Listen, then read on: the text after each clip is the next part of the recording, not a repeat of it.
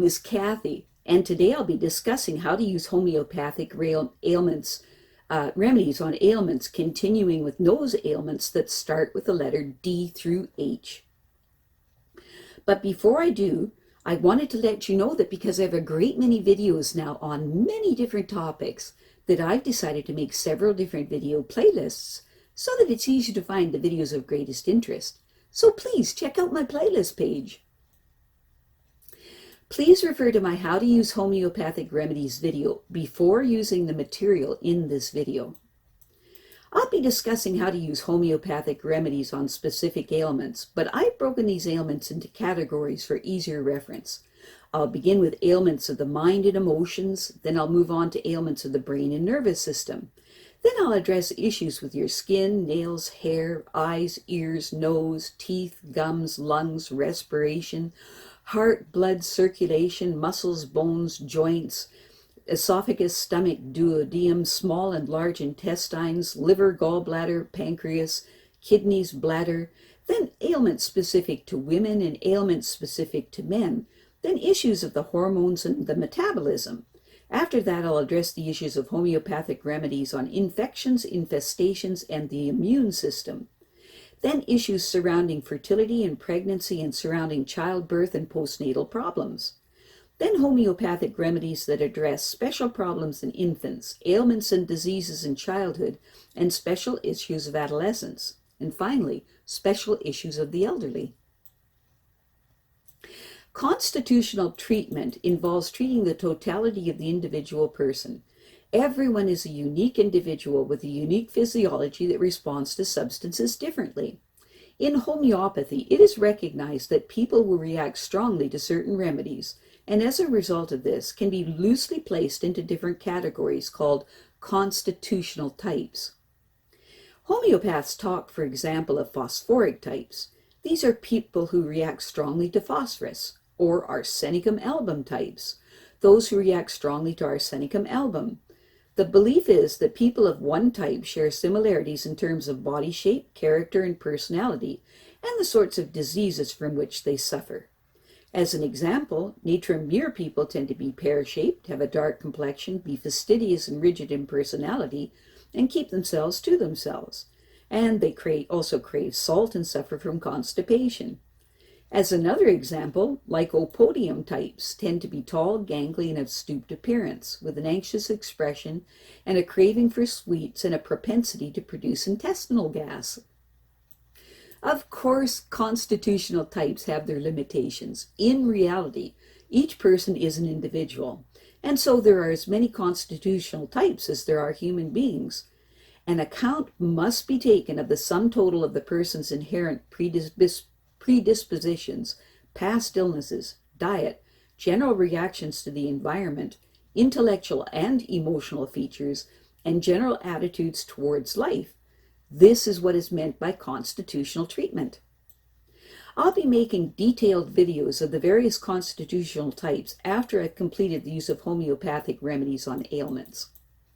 The ideas, procedures, and suggestions in this video and all my homeopathic videos are not intended as a substitute for the medical advice of a trained health professional. Consult your physician before adopting the suggestions in this video. If you're pregnant, do not attempt these techniques without the approval of your physician. So, let us continue with learning how homeopathic treatments can help those with nose ailments. Today we'll continue with nose ailments that begin with the letter D through H. Noses are designed to moisten, warm, and filter air before it is drawn into the delicate recesses of the lungs. With every breath of air, millions of foreign bodies, dust particles, spores, airborne chemicals, viruses, and bacteria gain entry to the body. Anything the nose, adenoids, and tonsils cannot deal with passes into the lungs. To function properly, the inside of the nose must be moist, warm, and sensitive. The nasal cavity, divided by two by a septum of cartilage and bone, and guarded at its twin entrances by hair, is lined with millions of blood capillaries and mucus-producing cells. Projecting into the top of the nasal cavity are more hairs, microscopic in size, that trap odor molecules and stimulate the endings of the olfactory nerve. Paired sinuses lead off the nasal cavity. Their function is to add resonance to the voice. Under normal circumstances, they are air-filled, but if their most moist linings become irritated or inflamed by infections spreading from other parts of the upper respiratory tract, they fill with fluid, causing the whole area around the nose and eyes to feel tender and congested. Allergies can also cause blocked sinuses. According to one theory, there are 7 primary odor categories, each with its own kind of receptor in the nose. The brain mixes the information coming from the 50 million or so smell receptors in the nose and forms a smell picture. Though human beings are rather poor smellers in comparison with other animals, someone with a good sense of smell can recognize several thousand distinct smells. The olfactory lobe is connected to various structures on or near the lower surface of the forebrain, specifically to areas associated with memory and emotion. Smoking and any condition that causes a runny or blocked up nose impairs sensitivity to smells. Disturbed sense of smell. Sensitivity to odors varies with air temperature and humidity and with the state of health of the person. Warm, moist air carries more volatile chemicals than cold, dry air. But if the nose is too dry or stuffed up with mucus, the olfactory nerve endings will not be able to detect them.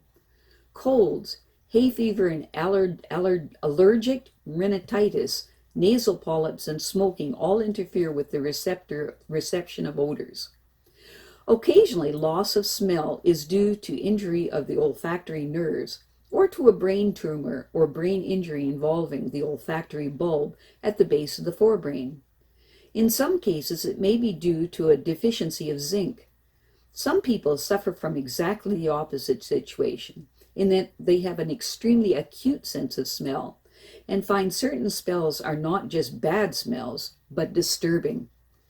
An altered sense of smell or suddenly experiencing strong smell sensations for no apparent reason is sometimes a feature of pregnancy. Specific remedies. To be taken hourly for up to 6 doses if sensitivity to certain smells becomes disturbing. For an acute sensitivity to flower scents, use graphites 6C. For when all smells are overpowering and disgusting, use carbolic AC 6C. For an tolerance for tobacco, especially during an acute illness, use belladonna 30C. For a sudden smell of tarred rope, burning charcoal, soap suds, or boiled peas, use sulphur 6C. For sudden putrid smells, use bichrome 6C. For sudden rotten egg smells, use belladonna 30C. For sudden bitter smells, rather like bile, use dioscorea 6C. For sudden smells of fried onions, use sanguinaria 6C. For sudden smells rather like pigeon droppings or charred wood, use anacardium 6C. For sensitivity to tobacco smoke, use ignatia 6C. Hay fever and allergic rhinitis. Hay fever and allergic rhinitis are both caused by allergies to airborne irritants, but whereas hay fever is mainly a summer ailment, allergic rhinitis occurs all year round. It is often aggravated by some form of food allergy. In both conditions, there is usually a family history of asthma or eczema. Grass, tree, and flower pollens and mold spores from trees are the culprits in hay fever. In allergic rhinitis, the range of irritants is much wider. Hair, skin, fur, feathers, house dust mites, cigarette smoke, various smells. The body overreacts to some or all of these, producing histamine, which draws fluid to the site of the attack, causing redness, warmth, swelling, itching, and tickling. The eyes and nose are most affected, but lips, ears, throat, and lungs can also be involved. Repeated sneezing is not only very tiring, but can aggravate stress incontinence. Skin tests may enable your doctor to pinpoint the substances you are allergic to, but skin reactions become less and less reliable the more allergies you have. The homeopathic view of hay fever and allergic rhinitis is that they are deep-seated conditions that require, in the first instance, constitutional treatment. Hay fever in particular may take 2 or 3 seasons to cure. Nosodes of pollens and other allergens can also be given as preventatives. In acute episodes, however, the following remedies are recommended. Specific remedies, to be taken as often as necessary for up to 10 doses. When there is a thick honey-colored discharge from the nose, following 3 or 4 days of sneezing, with sore nostrils and a burning sensation inside the nose, and where warmth makes symptoms worse, and a burning throat, irritating cough, skin dry that is scaly, and the person is worried or anxious, use arsenicum iodine, 6C. For a temperature that is higher than normal, and the person feels utterly worn out, but feels better for warmth, sniffing warm water up the nose gives some relief from sneezing, but light hurts the eyes, and there is wheezing and tightness in the lungs, with a burning throat and restlessness and worry. Use arsenicum, 6C. For early in the hay fever season, the person has a tickly nose and is sneezing, but no discharge. The roof of the mouth and ears is very itchy. Use arundo, 6C. For non-stop sneezing and eyes heavy, puffy, and watering, and the person is apathetic, listless, feels dizzy and shaky, use gelsenium, 6C.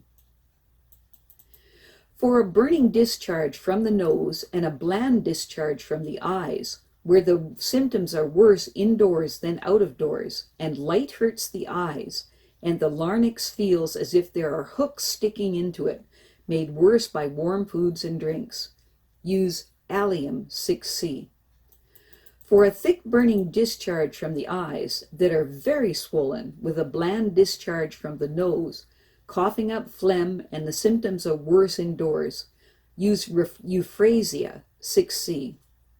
For violent sneezing, watering eyes, eyelids red and swollen, headache that feels as if the head is shrinking, and the thinking is dull and slow, the sore throat is soothed by warm drinks, and the person feels generally chilly, use sabailla, 6C. For eyes smarting and very sensitive to light, with a stuffy nose and obstructed breathing, and itchiness inside the ears and eustachian tubes, and a general irritability, use nux, 6C. For a person that is very sensitive to cold and wants to lie down, with the nose streaming, nasal discharges bland or burning, and breathlessness is relieved by raising the arms away from the body, use psorinum, that's psorinum,